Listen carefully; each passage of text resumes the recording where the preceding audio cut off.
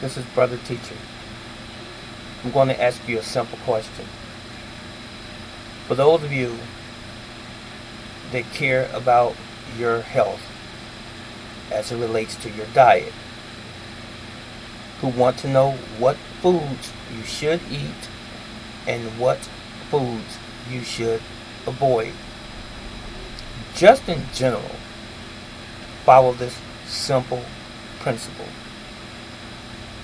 Whatever you purchase, whatever you buy, whatever you grow, make certain, very certain, that it is nutritionally sound. Make very certain that it contains all of the elements that are necessary for the development, for the maintenance, and the longevity of you and your human body. Make certain that you consume those things that are purely organic. Those are the things in general that you should be consuming if you want great health, or as near great health as possible. On the flip side of that, what you should not be consuming is really simple. It's those things that are the opposite of what I just mentioned in general. Those things that are artificial, unadulterated, as far as nutrition is concerned. Those things that contain chemicals, carcinogens, unnatural colors, unnatural flavors, those things that are made in a laboratory that for the most part come in a can, a plastic bag, or some other similar packages. Avoid those things, i.e. sugar that is made by man, refined sugar which is white. Avoid that. Avoid other sugar substitutes such as NutraSweet, Splenda, Equal, anything that has aspartame in it. Anything that you ever see that says artificial flavoring or artificial coloring, avoid it. Why, Brother Teacher? It's artificial. It's not real. It is not conducive with the development and the maintenance and the health of this living organism called us. It's poison. Everything that you buy that are bakery goods that are made with these same or similar products, they're not good for us. Let me give you a little tidbit, something I just did. I ate a piece of chocolate right before I made this video. And I know that the chocolate has something in it that's probably not healthy. But understand how the industry works. And also remember that I use a 90-10 rule for my own life. But the industry works this way. Whatever they put in your food or your products in general, it doesn't necessarily harm you right away. It accumulates in your system, in your body, in your cells, in your tissues, in your organs over time, and it manifests itself later on as some form of disease, debilitating or otherwise, or even cancer.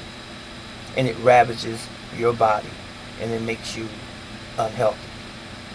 Then you have to go to that doctor in that white coat and they prescribe you something else that is not healthy for your body. That usually comes with many side effects. And those medications, if you will, those pharmaceutical drugs, they damage your organs, your cells, your body again. So the 90-10 rule that I just referred to. I realize that it is absolutely impossible, unless we are on another planet or we can move to another planet where we have full control. It's absolutely impossible to escape toxicity on planet Earth, because industries, companies, corporations will always continue to build and manufacture, and we're always going to be the recipient of that waste product that is put out in our atmosphere, that's put in our foods and in our drinking water.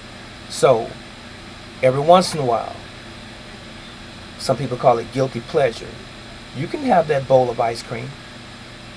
But herein lies the rub. Most people don't have self-control. I do, but I can't speak for you. I can't speak for everyone else. Only if you have self-control are you able to maintain and manage a very or near very perfect life, health-wise. But everybody else, usually, when you have that bowl of ice cream, you'll end up eating a quart or half a gallon of ice cream in a day or two. And then it's compounded by all of the other bad habits that you have dietary-wise. That's when you fall into problems, because we are victims of our taste buds for the most part. We have lost the art of thinking. Okay? So, when I had the piece of chocolate, I know I'm not going to eat a whole bar of chocolate.